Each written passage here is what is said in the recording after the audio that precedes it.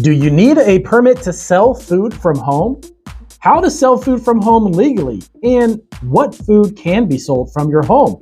So in this video, we are going to cover the 10 myths behind selling food from home. Many of you might be believing a lot of the stuff that you're hearing from your friends, but most of that information might be incorrect. So I'm going to run down 10 things that are a huge myth when you start to sell food from home as a business under cottage food laws. We're going to start doing that right now.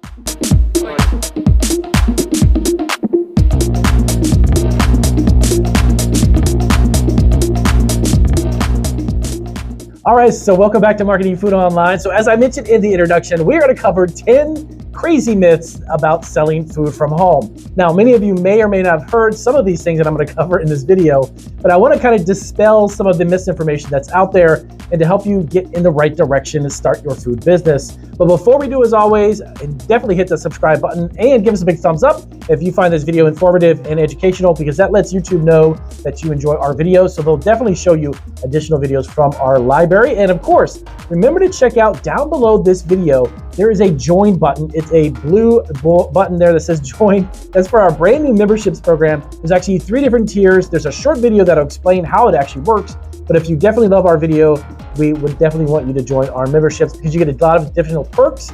You get also additional information and resources only available to members only. So now that's said and done, let's dive right into it. We're gonna go from number 10 down to number 1. So number 10, I can sell anything that is listed or not listed on my state's cottage food website. Well, yes and no. You need to make sure that you follow each state. It specifically has a list dedicated to what can be and what cannot be sold, because you definitely don't want to get into trouble if you attend a farmer's market or local event and there happens to be someone from the health department walking around and checking on everybody, and you're selling a product that is not technically allowed or legally through the list that is on your state's cottage food laws. Now, if you're not sure what your state has, definitely check out here on our channel, Marketing Food Online, and we just created a brand new channel, Cottage Foods Laws, which is dedicated solely to the entire industry of cottage food businesses. So it is all about cottage food resources to help you get your business up and running. Every single state we're going to have on that channel. So you definitely want to subscribe to that channel as well, because we're going to have a ton of other resources to help you scale and grow your homemade food business. But yes, that is a myth. You can't actually just make what you want. Even if you quote unquote see your friends selling it or doing it, it doesn't necessarily mean that it's legal, and you could potentially get into some serious trouble. So you want to stick within the realm of the list of what you can sell and what you can't sell. So the idea that you can sell anything that's either listed or even not listed is not a good idea. Normally what states have is what's known as potentially hazardous food products. These are particularly items that are be cooked that have to be kept at a certain temperature or even at a certain time, and they have to be consumed or sold at that point.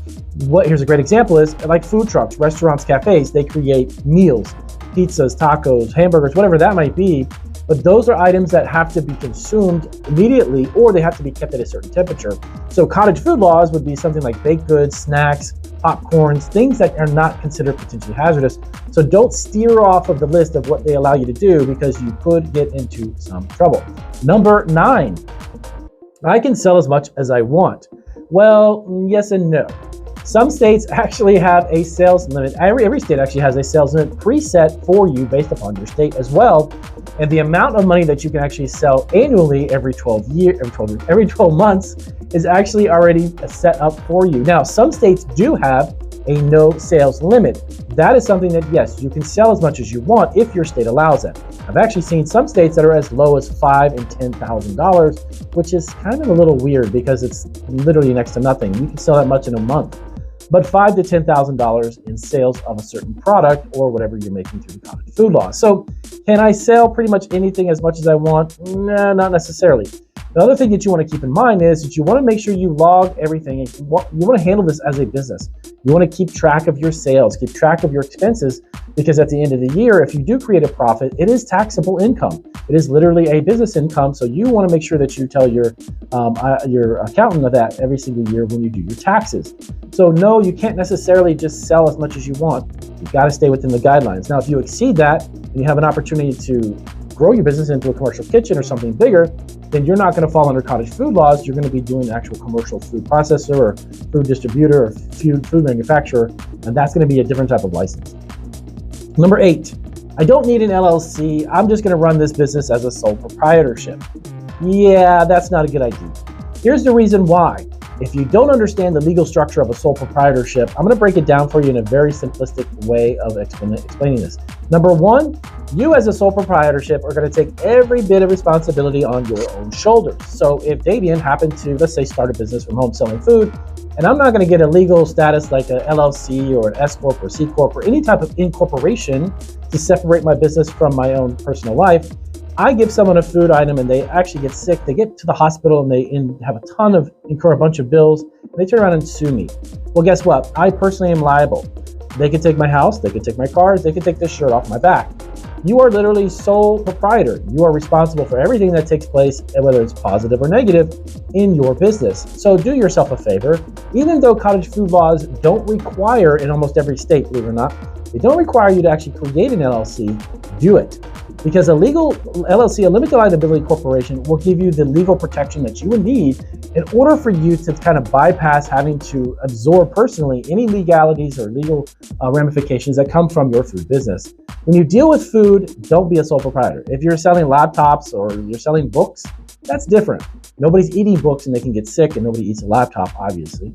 So you want to make sure you protect yourself. So create an LLC, which is a legal limited liability corporation, but it's a legal entity that will give you that protection. Number 7, this is one that is a huge myth. I don't need insurance for my cottage food business. I have a homeowner's insurance policy. Yeah, that doesn't work either, because homeowners insurance policies don't cover the majority of the time, even businesses in general. That has nothing to do with your food business and manufacturing or making or producing a product that's going to be edible for people to eat.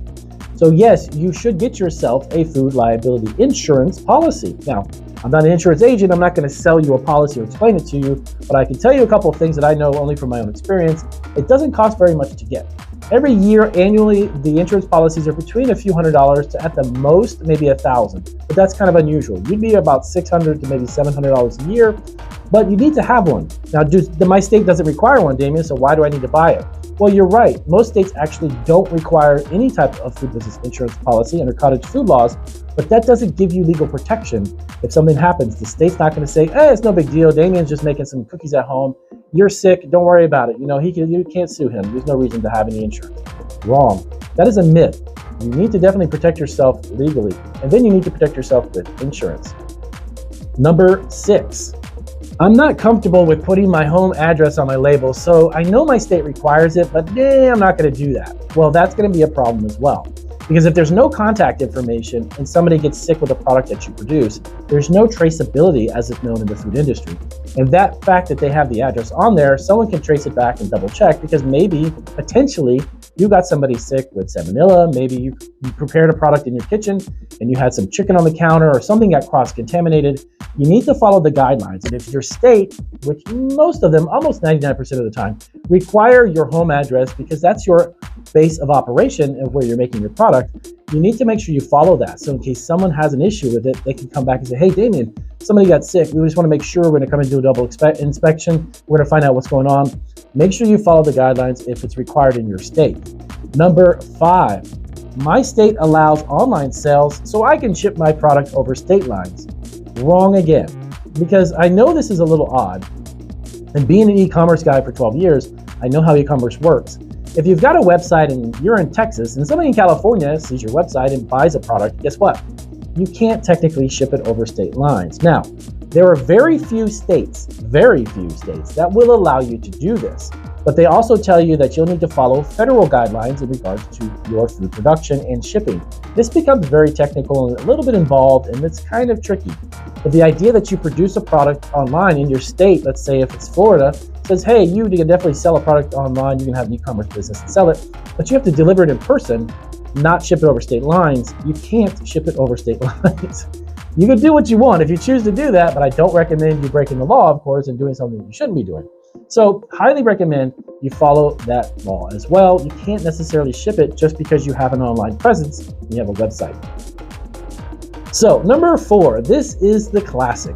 Well, Damien, I see everyone else selling products and they're making money and nobody's, saying anything about it. And well, if they're selling food and items and conducting a business within a residency that they can't legally do, eventually that may come to light. And if it does, there's a lot of legal ramifications and potential lawsuits and even criminal prosecution for doing that. Yes, believe it or not, in some situations, if you're breaking the law and you're operating a restaurant without inspections and somebody or a few people or a handful of people get sick, you could be in some serious trouble with the state. So because everyone else is doing it doesn't necessarily mean or allow you the authority to go ahead and start selling tacos out of your house, because you can't sell tacos and those types of business out of your house. Don't do it. I highly recommend you just, again, follow your state's guidelines, but just because everyone's doing it doesn't mean it's actually legal. Number 3. So I have to have my labels for my cottage food products professionally printed, and that's expensive. Why would I need to do that? Well, technically you don't, actually. You do need to, in almost every state, have to have your product labeled, but you can actually make these labels yourself, and you can do them for pennies on the dollar. As a matter of fact, down below in this video description, I'll give you a couple links to some of the videos where I show you how to actually make your own labels, and even where to buy them cheaper than you can buy them at the store. So you can do them for literally pennies. I can tell you in our commercial kitchen, when we print our labels, our labels are about 8 to 10 cents at the most. If you have a professional company make them for you, you're going to be looking at about 30 to 40 cents each, and that's very expensive. Next, number 2. I don't need a license or permit to operate my food business from home. That's what I heard from a friend. Well, yes and no. Now, the majority of states will require some form of permit or even a license actually in order for you to do this type of a business. But there are many states actually under cottage food laws that don't require even an inspection, even a business license. So keep that in mind, and you want to make sure that if your state requires it, you need to have the right permit and license. Number 1, I don't need an inspection in my cottage food. My friend told me, so I'm good to go and I'm going to make what I want.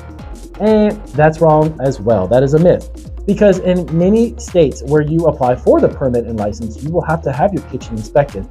There's even a handful of states, about 4 or 5 of them specifically, that you need to even map out and draw out how the kitchen's going to be configured, how everything's going to be made, an ingredient list, and it's pretty detailed. But as far as an inspection is concerned, that's a myth. The majority of states actually do require some form of inspection on your property, and you definitely can't start your business without having it. So these are 10 myths about operating a home-based food business that you really need to make sure that you follow. And if you need more resources, of course, check our channel out because we have over 1,000 videos. We have several hundred actually dedicated only for home food businesses.